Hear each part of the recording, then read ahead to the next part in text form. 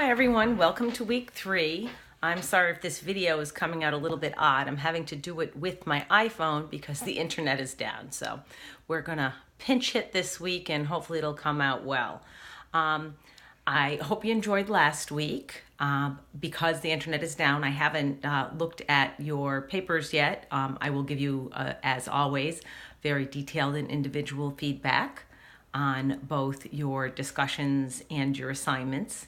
If you ever have any questions about anything that I've written, please send me an email, set up a time for us to talk, call during office hours, and we can be sure to get all of your questions answered.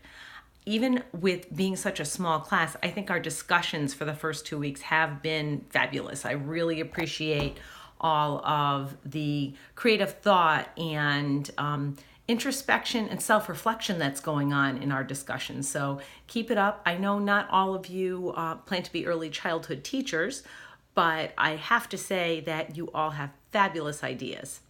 This week for our discussion, I'd like you to go back and look at last week's post that I put up for the welcome to week 2 and think about that a little bit while you're coming up with your ideas about process and product.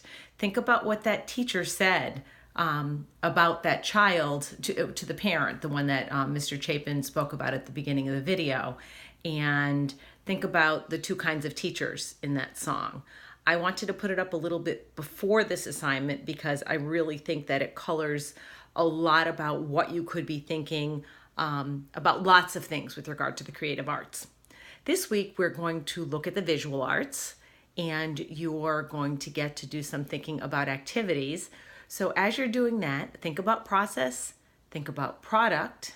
What kind of teacher do you want to be, or how do you want to act with young children if you're not going to be a teacher? Even as an OT, interacting with young children and the kind of activities you do to meet their goals and objectives, they can be product-oriented or process-oriented. So think about that as you design your activities. Also, think about something that came up in our discussion this week. Think about the materials that children would use to do some of these activities, and how are they going to gain access to it? What are part of the foundations of being creative? And do you stunt someone's creativity when you limit what they can use to be creative with? So think about that too.